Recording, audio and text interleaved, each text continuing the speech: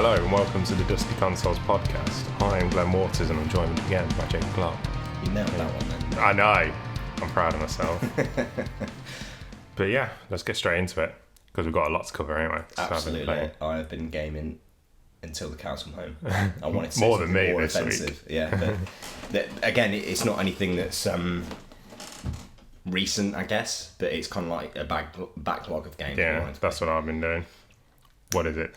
What have you got first on your list? Right, the first one that I've got is Until Dawn.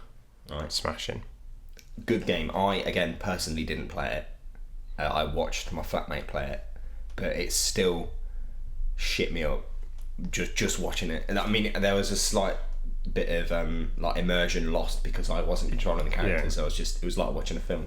But I think that's the appeal of it because it is kind of like a film. It's a slasher kind of paranormal horror film, and I really enjoyed it actually. It's a great game to play with someone. Yeah, completely. Because he kept trying to say like, "Oh, I'm going to toilet now. Do you want to play?" And I just paused the game and wait for him to come back. I wouldn't dare play it. But it is definitely it is one of the fewer games I would fully recommend to anyone. Yeah. And I don't like jump scares. I hate jump scares and I hate horror in general. I'm a bit of a pussy. But Oh, it's a very good sort of Telltale Quantic Dream style game as Yes, well. Better than all of them probably. yeah, I have been playing a lot of Telltale inspired games recently, like that's Beyond and like Life is Strange and stuff.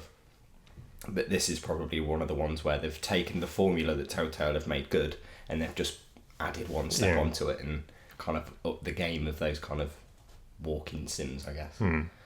But yeah, there's a couple of things I want to talk about. So the main appeal for a casual gamer for this game is that it's got that bitch from Heroes, Hayden Summit. Yeah, and I it's know got the guy from Mr. Robot, and I can't remember his name, but the sidekick bloke. You know, I don't really want to spoil it. Right. All the actors in there are pretty well known. Yeah, they're well established Yeah. enough. Yeah, and that's something that I really liked about it. I watched some of the interviews as well where they said like how they motion captured it all and how they're actually similar to their parts, and so obviously it was good casting, but the acting is quite believable. Yeah. Which is, and I'll talk about Life is Strange later, but Life is Strange isn't believable, whereas Until Dawn really, really is. And even when it gets into like the paranormal aspect of it all, I still felt scared, even though I knew it wasn't, you know, it's a video game, not a film which looks real or whatever. But yeah, I really like the graphics. The graphics are amazing, and I think that's one of the things that is a big appeal to the game. Yeah. One thing that pissed me off, I'm going to say a couple of things that pissed me off about the game. All I'm going to do is praise it, really. But a lot of the game is kind of exploring with no sound, or a little bit of sound, or, you know, when you get into like a fight scene or whatever, then the sound goes up. Yeah. And the sound is brilliant. I absolutely love the sound. That they definitely know when to use and not when to use it. So, whereas, you know, you get like scary games where they're just that one chord violin all the time. Yeah, one thing that pissed me off is in an emergency, the music would go bum bum bum bum, like fucking hurry up. Yeah. All you can do is walk.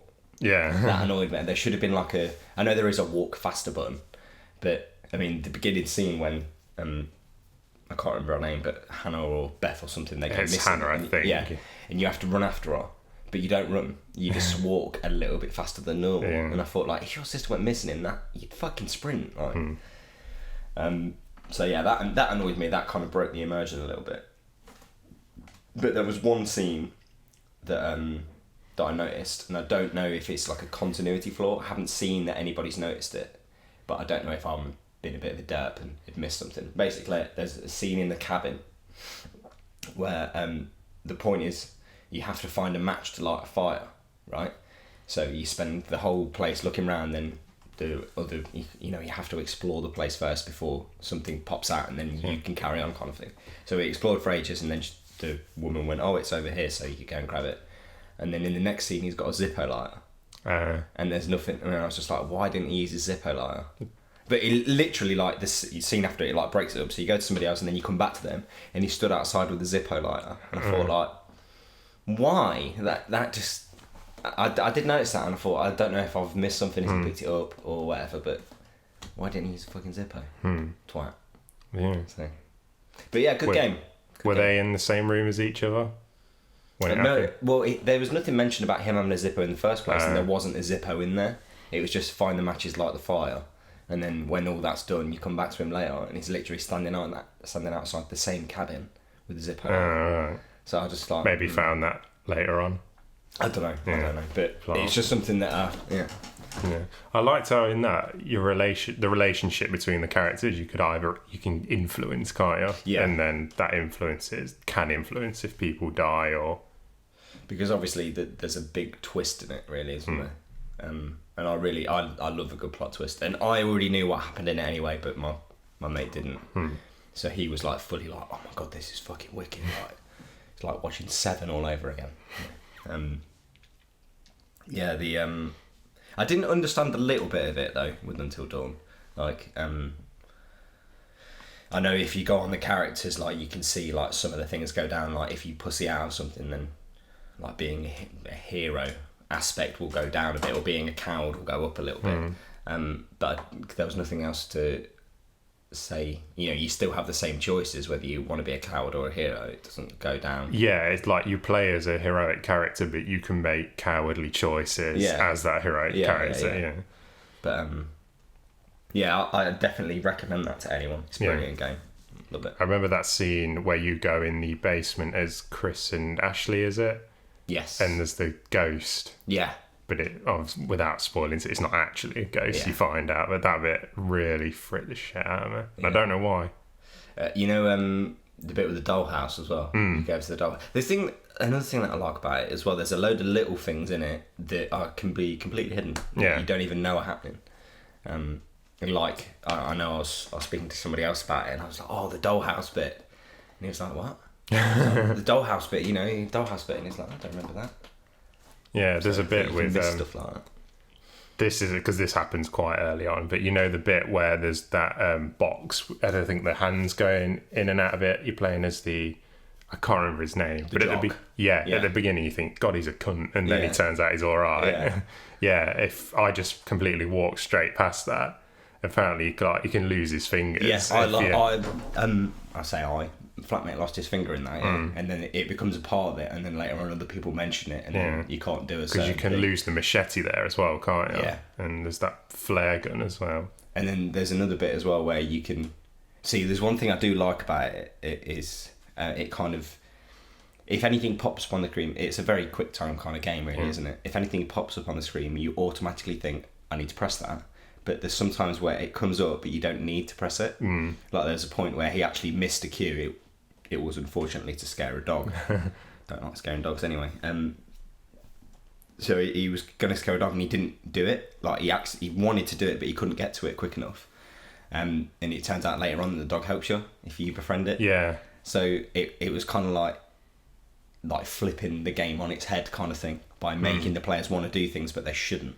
There was I don't mean to got over it. In Fahrenheit, there's a bit where if you don't do the quick time event, you do succeed. Yeah. But it makes sense. It kind of makes sense in the situation. Yeah, as well. Completely.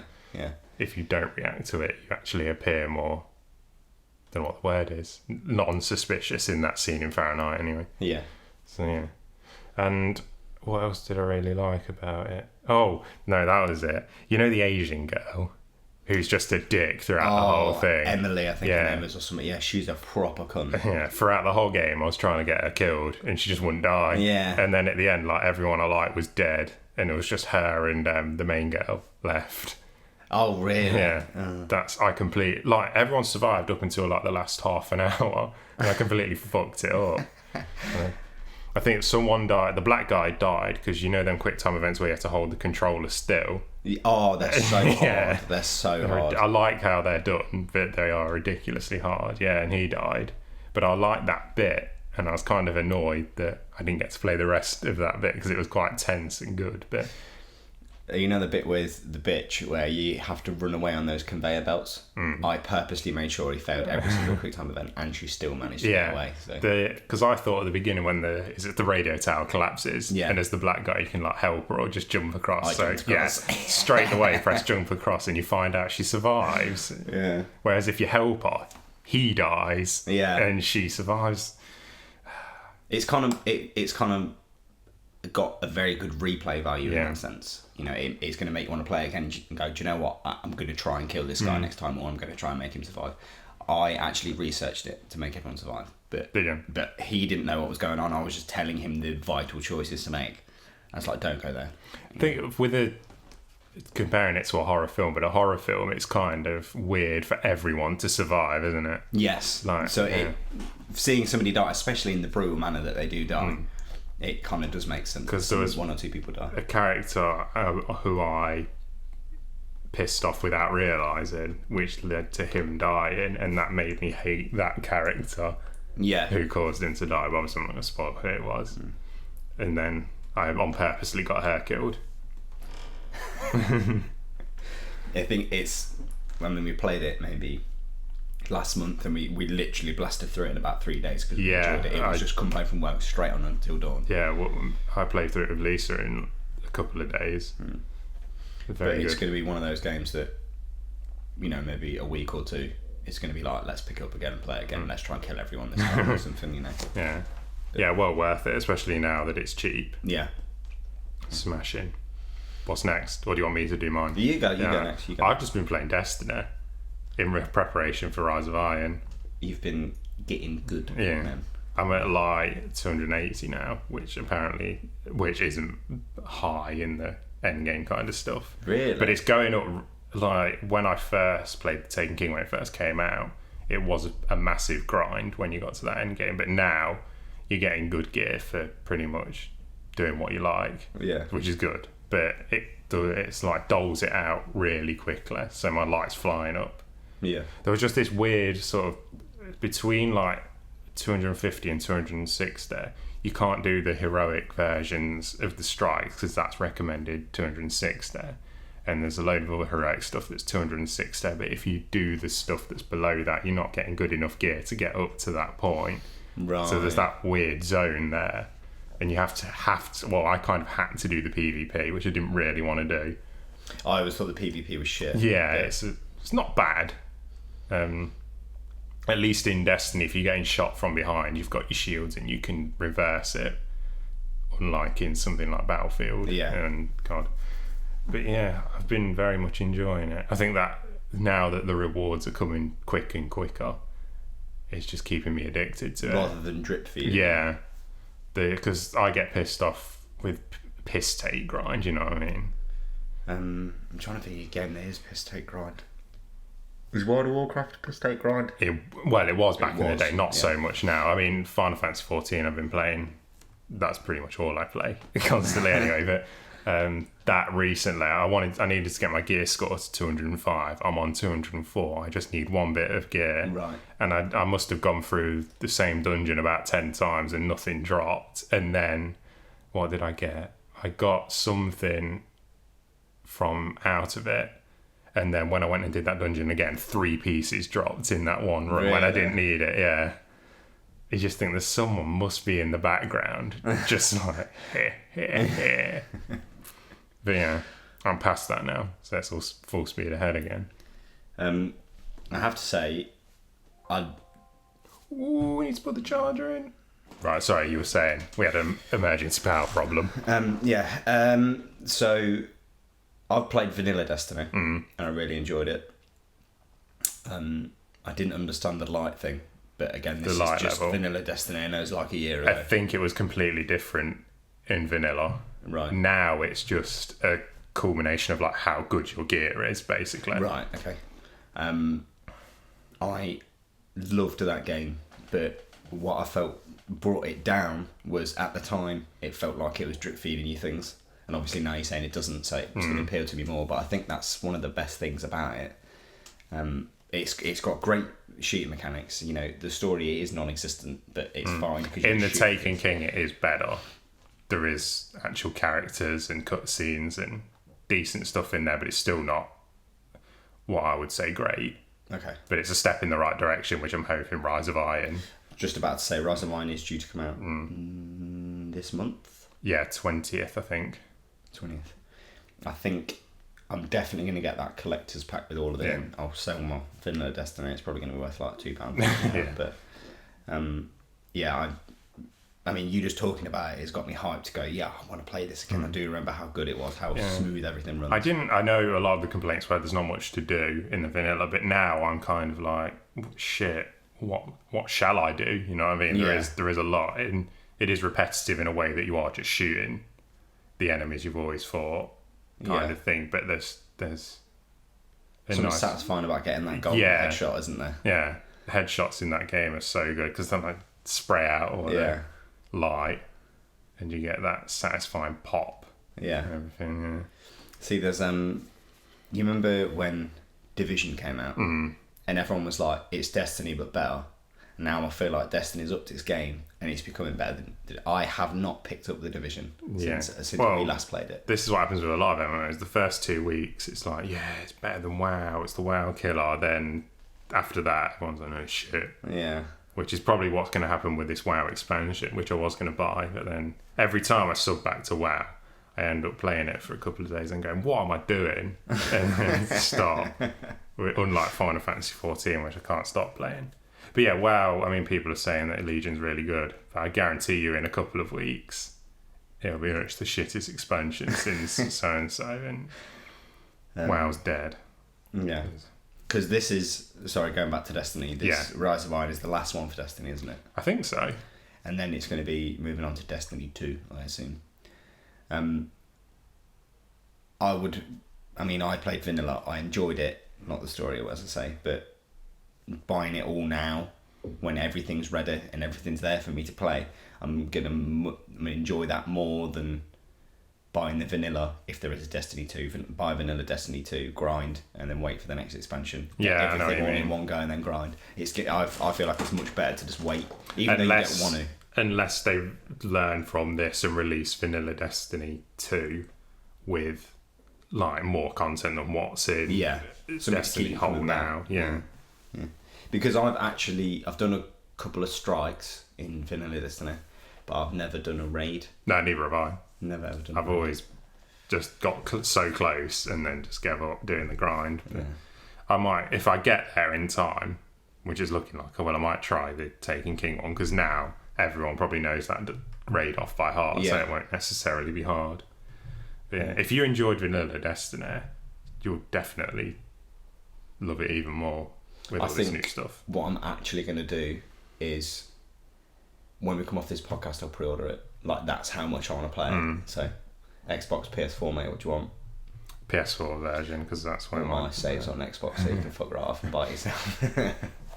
But you get what level is your one on Xbox? I can't remember what the cap is. I was the cap, and then I was like 10 light levels above or something. I think it's 20, isn't it, on vanilla? I must have been like 32 then with the light level thing. So, yeah, I mean, you get the boost with Taken King, I'm sure you do with the collection to get you up to the level of Taken King, which you might as well do. Yeah, because it brings in content from those other expansions and puts it in Taken King. If you're not in a different way, so you're not really missing out. Is it just going to be like balling with gear then? Yeah. And you'll get to the cap in no time. Level cap, I mean, not but you'll get to 14 once you've finished the Taken King, which isn't massively long enough. You're at about level 38 anyway, I think, from what I remember, and a couple of strikes and you're 40 anyway. I'm gonna buy it. Good. And that's my seal of approval as well. I know I've been saying I'll play Elite Dangerous, cool, sure. Now I'm going, I will play Destiny. So. It's a simple game to get into, you know. And so I know some of the classes, all of the classes don't really feel different. You're just a guy with a gun, ain't you? Like the Titan doesn't feel like a tank, and the Warlock doesn't feel like a mage or anything like that. But they're different enough, I suppose. Next game? Yeah, other than what else? Attack on Titan, but I've reviewed that, so I don't really want to talk about it. I actually watched that this morning while I was taking the shit. That's not important, but I'm going to leave that in there. And I actually like the look of it. Yeah. I like the look of it. It's not a game that I would personally play. I'd say rent it if I was you, because you've not seen the anime. The only anime I've ever watched is like Dragon Ball when I was like 10 or something, so. Sorry, I need some quality orange juice. yeah, anyone who's kind of on the fence, definitely rent it. Because it is quite a unique game in its combat, if you know what I mean. It did. I remember when we spoke about it before, you said something along the lines of it's kind of like Spider-Man crossed with something else. Yeah. Like the way you move around and stuff. Yeah, it appears simple. Like you think, why has the combat only got one button to attack? Why is swinging only got one button? But when you're combining it all together, it gets a lot more complicated. And it looks swag daddy as well when you pull something. It's one of them games that makes you look really good at it. Yeah. Okay. Yeah. But you're just naturally good at games. Yeah. No. But it does take some dexterity with the controls because you have to lock onto the side and select what body part you want to take on, also while trying to swing around and avoid it and not smash into walls and then reel in and slash it.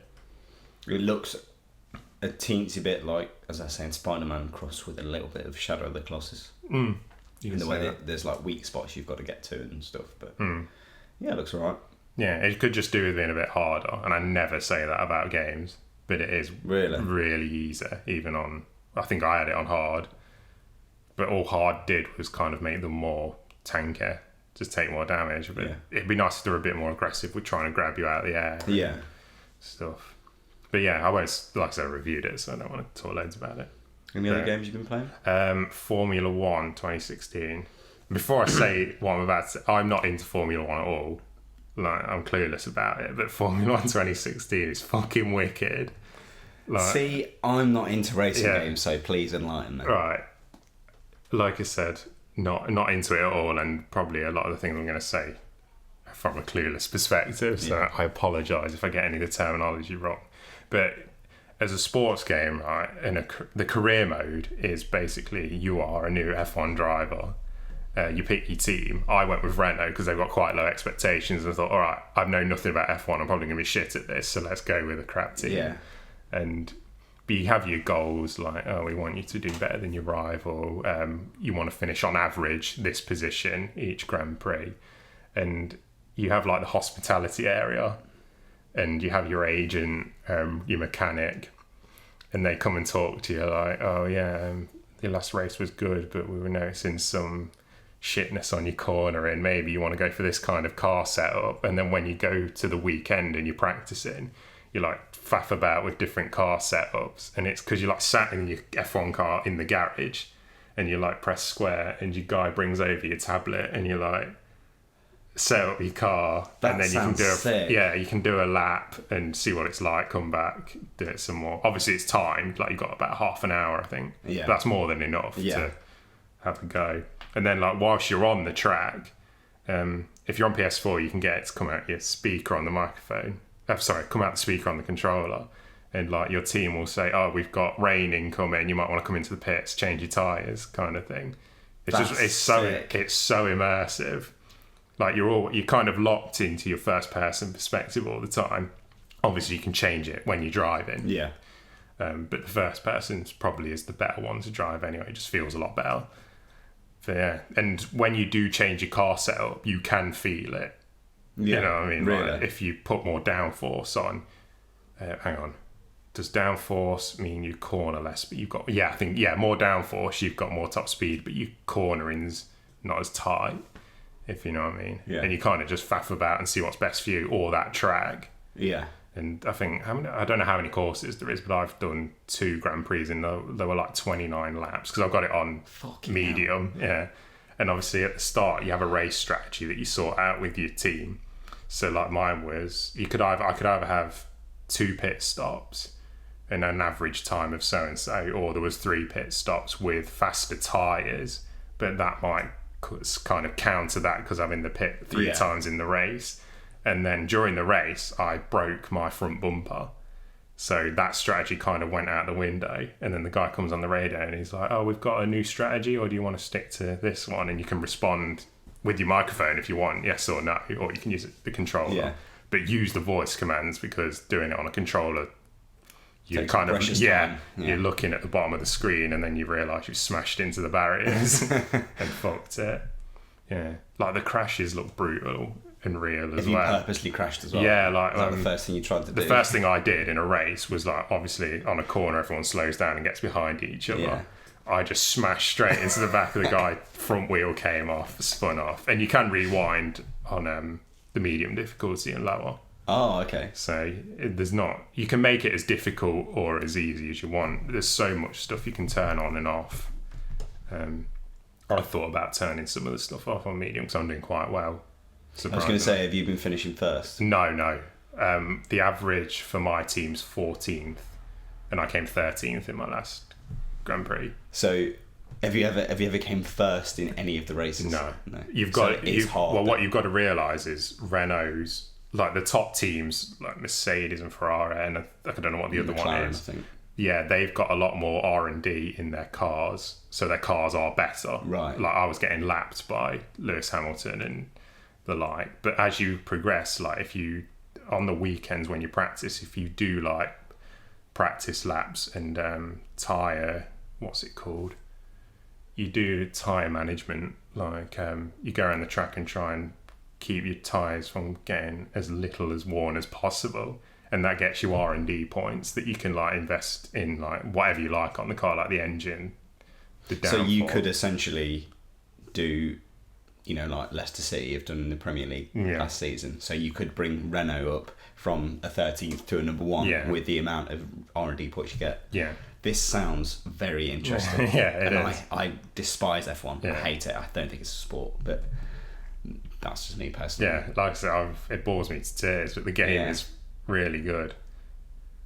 It sounds really immersive. Even like as like I said, as someone who's not into it, it's still easy to understand. Yeah. Like it explains everything really well. But there's like you can do manual starts as well. Like you have to hold the clutch in, rev up, and then let go. And if you let go too quick, you do a false start and you get a penalty. Have you got it on manual? Yeah, manual starts. I haven't got it on manual transmission. I was going to say. Yeah. That'd be well odd. It's one of them, like, I've never thought about it in my life, but it makes me want to buy a racing wheel. Really? Yeah, it would be well good with a racing wheel. I was going to say, most things are in first person. Can you race in first person? Yeah. Would it be good with VR? Oh, yeah. Yeah. But I think lots of racing games would make good for good VR, really. I just thought that would just tip it over the edge to be extra kind of immersive. Yeah. If you're saying it is already. Yeah, there's just so many neat little touches. Like when you're on the weekend doing your qualifying and stuff like that, you can switch to like the TV mode and watch what the other racers are doing. Oh, okay. Because obviously on the weekend there's points where the track's busy while like everyone's out practicing, or you can wait like a few minutes and then go out when it's empty, or you can try and ram the competition off the road. But I thought, because the racing games I've played, the AI is always really boring with how they race. They always just drive perfectly. But in F1, like, there's plenty of crashes and unexpected kind of accidents that cause them to go into the pits. I'm gonna ask you something now, and I want to know if you tried it. Can you die? No, I don't think you can die. No, That would add something cool to it. No, you can. Like the damage looks really good when you do full on crash. I want to see someone die. I want to see Lewis Hamilton die. Not in real life, obviously. But. Yeah, it's just the only problem I've had with it is when you're in the hospitality area, the frame rate for some reason is like way below 30, and I don't get why. Is it like excuse me? Is it literally just like you walk around and talk to people? No, not even that. You basically just sat at your desk, you have your laptop, your phone, and there's people sort of around, and like your engineer might come in and talk to you, or your agent. Yeah. And they're like, oh, we've got some expectations for the next race if you want to have a look at them, and then you look at them. And is it good voice acting? Yeah, decent enough. It's how I'd imagine sort of F1 engineers to sound, if you know what I mean. Boring. Yeah. Yeah. He's got a proper typical British voice, not posh or anything, but I don't know. Oh, you have a voice? No, your engineer. Right, got it. And you do press conferences and that, I think. I've not done one yet, but I've heard that you do the press conferences and that. Right. It does sound very, very interesting. I've wanted to do a video on it, and I probably will, because I've got well into it more than I thought I would. And there's a career mode called Pro Career, where it turns everything off, all the assists, AI's at the hardest difficulty. Tried that, couldn't even get off the starting line without spinning off and smashing into the barriers. Like I don't get how people do that, but that must be what it's actually like to drive an F1 car. I know. I was my flatmate's brother was here yesterday. And he likes F1. And he made me watch it, and I was just like, I don't get it. Like, why are they doing that? Like, it looks well slow. Like, what are they on about? He's like, they corner at 60. Yeah, I know. Yeah, it's more than that. Like 60 miles an hour, and I was like, why? Like, surely you'd want to go slower than that. And he was the downforce of the car from going so fast is what keeps you stuck to the track. Yeah. So he said, if you go any less than that, you can just flip. Yeah. It's like, fuck me, it's dangerous. Still not a sport. It's dangerous. Yeah. And there's like, when there's an accident, like a big accident, like the safety car will come on a track, and you have to like stay behind it, and you can't overtake. How should you get a penalty? I was gonna say, you crash into the safety car. I don't know. I didn't try it. I'm gonna though. But that's what's cool. Like the fact that it lets you try that is funny. And there's like all the different flags come on. Like the blue flag is if like a car's coming up to lap you, you can't block them. Obviously, that would be massively unfair if you did. So you have to let the lapper overtake you. But that can fuck you over because I thought the car behind me was someone lapping. Turns out it wasn't. Right. So that fucked me. It's just like when you go into the pit as well, like it goes into first person and your mechanics like lift your car up wide. Obviously, you're in first person. You see them change the tyres and all that. So it is immersive. Yeah, massively. Honestly, again, from what you said, like I whatever you kind of say is good, I will take as kind of canon really. But I'm gonna rent that. 100% gonna rent that. Have a go. Don't try it on the medium difficulty first or lower than that. Don't try it. No, do. Oh, do don't. Try it, right. Especially if you like me, you need to rest. Don't go on the hardest because you're just gonna. Because I thought pro career was the standard career. And I was like, this is fucking shit. And then I realised that there's another career mode where you can set the difficulty. No, okay. So yeah, don't make that mistake. I'm going to rent that, 100%. Yeah. It could, it's, without being dramatic, it's probably going to end up in my game of the year. Really? Yeah. Honestly, have you ever played NBA 2K? No. Oh wait, 2K16 I did want to play because it had a career mode kind of like this, didn't it? I played 2K16 and the career mode is really good for one season other than that shit. But really, really good the way they do things, so I would recommend playing that.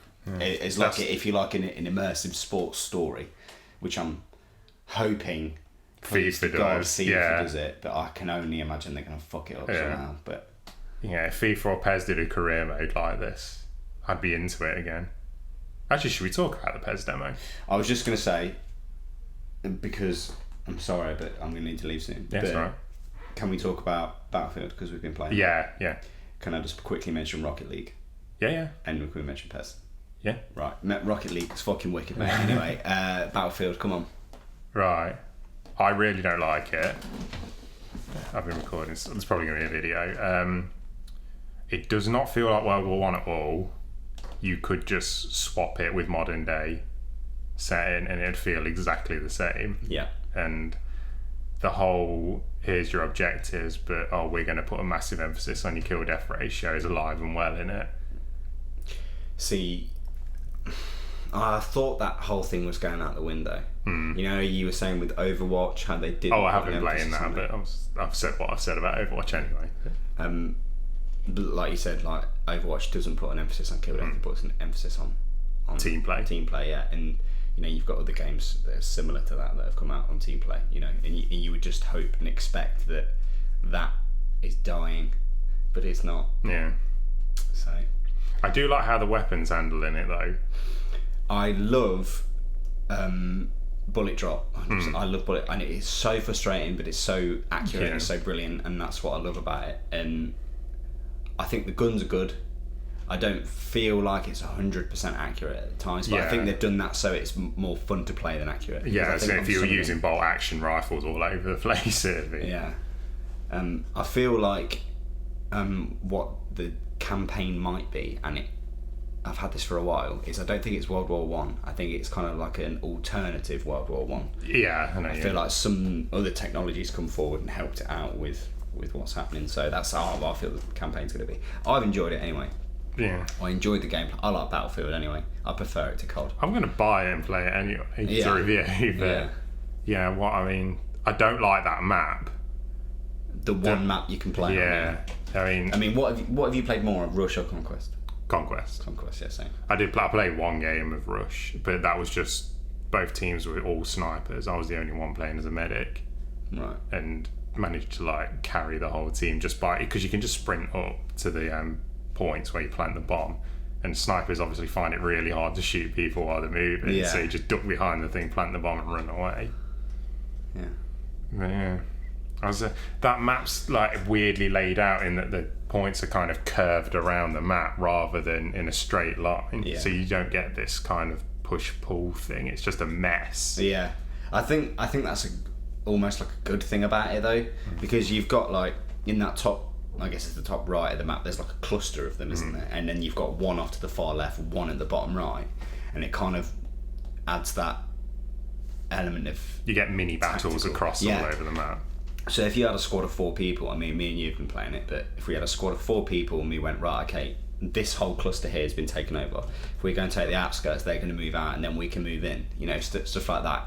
It's going to be a little bit more tactical than the last one was, I guess. But I understand that curved thing it is annoying. It's annoying. But I don't have any beef with how the game's designed. It's people's attitude when they play it. Like, they just don't play for the objective. They just play for the kills. And there's no real reward for team play. Like, reviving someone as a medic gets you nowhere near as much stuff as killing someone. But being the person that's revived is brilliant because you don't lose a death on the kills, so it should be rewarding you more for reviving someone. But. And I know like the vehicles in that game handle a lot quicker than they of, which is fair enough. Like tanks moved at like 1 mile an hour, so I understand some of the liberties. The sound again is brilliant. Love the sound. Well, I'm just going to quickly mention as well, how you said it just feels like it's Battlefield reskin. I feel like it's a Battlefront reskin. Yeah, I've seen people say that. Yeah, I can see what you mean. It's the hood. It's just the hood. That's and all the it is. Rather than getting into a plane and taking off, you start just straight away in the air, don't you? I don't get the use for planes though. It's like 4 players have a private little dogfight above the thing. They don't actually contribute to the battle. If you're in a big plane and it has 2 or 3 people that can shoot, you can have somebody on the back and somebody on the front. You can swoop down and kill people, because I've killed a couple of people in a plane before, but I've never driven one because I'm shite at driving. I tried it. But it is. It's very much like, here's all these 32 other people that are having great fun on the floor, and here's you with 2 fucking twats in the air trying to shoot each other. Like, I do know what you mean. If you could turn the tide of the battle, then it would be like, if you could drop bombs, that'd be sick. But I am thankful that helicopters just aren't in it, because they piss me off so much in Battlefield 4. They're OP. Yeah, they're so OP. If you've got someone who's good in a helicopter. Yeah. But I'll buy it. It's a good game. Yeah, I'm gonna. Yeah, but I can see where people have got the gripes with it and stuff, and hopefully they didn't fix Battlefront. Hopefully they learned from that, from the beta, and they fix Battlefield, because I do like Battlefield. But anyway, on to more demos. PES. Yeah. Fucking wicked, mate. Yeah, I've been I haven't bought a football game in years, and I did mean to buy PES 2016 because I really liked the demo, and 2017. There's things I don't like the rubber banding with, if you've got a really fast striker, you run up the wing, somehow the defender, who's clearly meant to be slower in real life, somehow goes Usain Bolt and catches up with you. Like, that really annoys me. And the goal kicks and free kicks are dog shit. I don't know if it's you've got to learn more about it, but I agree with you on that. I like the corners. The corners. Yeah. But goal kicks, I feel there should be a little bit more power to them, and that's one of my main positives about the game. If you boot it out, it feels like a gamble. Yeah, it never feels like a tactical decision. But free kicks, it always feels like it just kind of floats around. You never have any power on it. But I don't know if that's because I don't know the mechanics very well. So I don't, because I've always been. I mean, the last time I bought a PES, I did buy it last year, but before that was 06. Was the last time I bought a PES, because FIFA's just been doing well for a while, and it's just kind of got stagnant. And I've not got massively high hopes for 17, to be honest. No. I and my flatmate, we've been playing FIFA for ages. We got so pissed off at Ultimate Team, we just traded it in. Yeah, a lot of people. I've seen so many people get pissed off. I've never tried it ever, but a lot of people saying that the kind of handicapping that goes on in Ultimate Team is ridiculous. Yeah, like it, and again, and it's the same gripe with FIFA as well. Like, if you do have Messi, Robert fucking Hoos can come and catch him up when you've got 10 yards on him, and it's like, that's not how it is. But I know you say PES is like that, but it's less like Yeah. PES feels so much more tactical about the game. Like, FIFA is literally just run and gun. It's the COD, you know. A football game. Yeah, it's the COD of football games, and PES is the Battlefield. Battlefield takes it seriously, whereas COD's like, let's have fun. And it's the same with FIFA and PES. And I feel, I'm not a huge football fan. Like, I watch football, it's alright. I prefer to watch Match of the Day rather than watch the boring shit where they kick it about. Just fucking kick it in the goal and fire someone. Come on. PES is definitely the game I'm leaning towards this year. Yeah. 100%. When's the FIFA demo out? If there is one. It's not been confirmed yet, I don't think. There probably As there of is. today, They anyway. always bring one out anyway, don't they? I think it comes out on the 29th or the 19th or something. Of this month. Yeah. And PES is the 15th. Yeah. So Yeah. I think what I'm actually going to do is buy PES, and then I'll play the demo of FIFA, and if I like it, I might buy it. Like I said, I've been trying to explore other genres out of my comfort, which is why I bought F1, so I will buy PES in that journey. Do you know one thing that I didn't know, and it completely blew my mind about PES, right? Is, you know, the massive thing about PES not being the ultimate game is because it hasn't got the licensing. You know, it has an import image thing. Yeah, people do the kits every year, don't they? There's literally a company that does the kits and the logos, so you can just import them and paste them on. That's it, done. The whole game is basically FIFA now. Like, I don't honestly, as soon as I heard that, I was like, I don't need to buy FIFA ever again. Like, PES is better. Like, I've always thought PES had better gameplay, and it doesn't. And I've just found the AI so much better in PES. Like when you hoof a ball forward, like they'll run and try and. Saying that AI, PES feels like Champions League football. FIFA feels like Sunday League football, doesn't it? Yeah, it feels like a highlight reel. FIFA does. Yeah, I've always thought. Well, yeah, it's fun, but if you're on the receiving end of it, it isn't. Yeah. Whereas PES is so much more. I've always felt this as well. With FIFA, is you go, oh, for fuck's sake, somebody's obviously switched the switch on. Then FIFA gods have had their thing, and everyone knows they do. Yeah. With PES, if you concede, you know you've done something wrong. There's plenty of times I've conceded and thought, shouldn't have passed it there. Yeah. But there has been times when it just feels like they've gone God mode and they just rip my entire team. Yeah. I think you've got to have that switch. Yeah, really, I know you've got to keep games dramatic, but for a lot of people, you can really tell when that. But FIFA's a lot more blatant with it. But yeah, PES. Yeah. 10 out of 10, would bang. I've enjoyed it, and I haven't bought a football game in a very long time. Good. Football, wicked, mate. Like Rocket League. Have we got anything else? I've got a couple of things, but I'm going to save them for next time. Yeah, fair because enough. I need to play more of Game Dev Tycoon. Okay. We're at 45 minutes, so you want to What? finish it there? Yeah, I can do, yeah. I've only got... I've got Life is Strange, but I've not finished it yet. Oh, have you not? So I don't want to review it until I've finished it. Yeah, F1 and Destiny is kind of the main things I've been playing. Honestly, I am going to buy Destiny and I'm going to rent. I'm going to fucking do it now, mate. I'm going to rent F1 right now. PS4, or can you play co-op? No, you can't. You can race online. Right, okay, what have you got it on? PS4. Apparently the Xbox One version doesn't run as well. Really? Yeah, I was looking at it. Have you ever watched Digital Foundry on YouTube? Rings a bell. Yeah, they always do comparisons between like the PS4 and Xbox One versions of games. It's a relatively new release, isn't it? Yeah, it is, yeah. It's only been out a few weeks. I'm just waiting for it to... Oh my god, which is Game of the Year? Yeah. We were talking about that a few days ago. Yeah. Because you said you wanted the DLC. Yeah, that was my decision whether to buy the collectors or the Witcher 3 expansion packs. Well, you've already got the base game of Witcher 3, ain't you? Because Hearts of Stone's only £7. FIFA. F1 2016 limited edition. Yeah. Fucking rent it, mate. Completed it. You won't get the... I think if you buy it, you get some extra helmets and laptop skins. So good stuff. Yeah.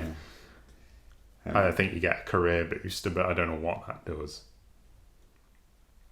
I'm gonna see if I can rent the. You can't. I know you can't rent the Destiny expansions, so that's what I wanted to do. But I'm definitely gonna buy that now. But I might rent the Game of the Year Witcher. Rent it? Yeah. Does it all come on the disc? I think so. Well, it must do if they've got the Game of the Year edition on there, yeah. Rent it, mate. Come on, I'm going to play. I've got so many games to review. It's fucking brilliant. I love it. It's my life. But yeah. Yeah, how much is Destiny's collection? Well, what you've looked I will for? check right now. The last time I checked, I think it was 36. But well, the last thing I googled was Fiora. So we'll move swiftly on from that. What is it called? The Collectors or something? It's Destiny the Collection, I think. I think that's what it's called. What do you use? Simply Games? What, to rent? To buy. You should use Simply Games. No, I use Shop 2. Yeah. Use Simply Games. £38 from Tesco. Try. But Destiny Rise of Iron PS4 game is £25 on the PS Store. When you can buy all of it. 30. Yeah, I know. That's why I'm pissed off. Well, that's Taken King. Destiny the Complete, $39.99 from Argos. Fuck off. Have you? Yeah, try Simply Games, because I pre-ordered Mankind Divided and I got it like 4 days early and for really? £35. That's why I used to use Shop 2. Yeah. Because they used to do it early. Yeah, Stephen was telling me that Shop 2 is decent. Oh my god, PES is £34 on there. Yeah, that's why I pre-ordered it from. Rise of the Tomb Raider 20-year celebration. Oh, it's the PS4 version. I thought it was Xbox One exclusive. For a time period, yeah. Oh, I hate Xbox. Yeah, that's why it came out on PC a few weeks later. Yeah, and then the PS4 version. $34.85 for PS4. For Destiny Collection. Oh, that's well worth it. Yeah, I've been meaning. Oh, Skyrim, $32.85. Yeah. I feel like I don't want to pay that for reskins, really. I really want. I was going to play Skyrim on my PC, but then I saw that was coming out, and I was like, oh, I'm really excited. Because I've never really gotten into Skyrim. All right. What? I just saw Mafia 3 for £26, right? PC version, yeah. That really annoyed me. I was like, I'll buy that right now. That looks wicked. Yeah, with their pre-orders, I don't think they don't take out the money until they ship it. Okay. And if you pre-order it well before, they take you the money after 28 days, I think. Right, okay. Yeah. I've been meaning to pre-order PES off there. £35, I'm going to mention that to my flatmate. They are good. Like I've used them recently because I forgot who recommended them to me, but yeah, decent. Usually get your games early, and if not, they're there on release day. Yeah. Swag. Yeah. We're not endorsed by Simply Games. No, we're not. Just Have you had any more questions, by the way? No, I haven't. If you do want to send a question, it's dustyconsolespodcast@gmail.com. There's no the. You got it right that time. I kept thinking there was a there, but there isn't. That's the SoundCloud bit. That's kind of gone in the sea because they want money. Yeah, they can eat my dick. And if anyone knows any sites that let you upload it without limits for free, let me know. Because I want somewhere to put it up or in audio form. Yeah. Because it takes about a year to upload it in video form on my internet. You want to get on that swank Virgin Media thing? Yeah, I used to be. Endorsed by Virgin Media. Yeah, I've been meaning to look into iTunes, but there's all sorts of avenues you can take to get. Well, I'm going to meet that publisher today. You might have a talk with her if you want. So. Nutter, and then we're like, get me on iTunes. And then threaten the family. Anyway. I think that's a good place to leave it, ain't it? Yeah. We've got to meet. Good ending. Yeah. 49 minutes. All right, nice short one. Short and sweet. Anyway, thank you for listening. Goodbye.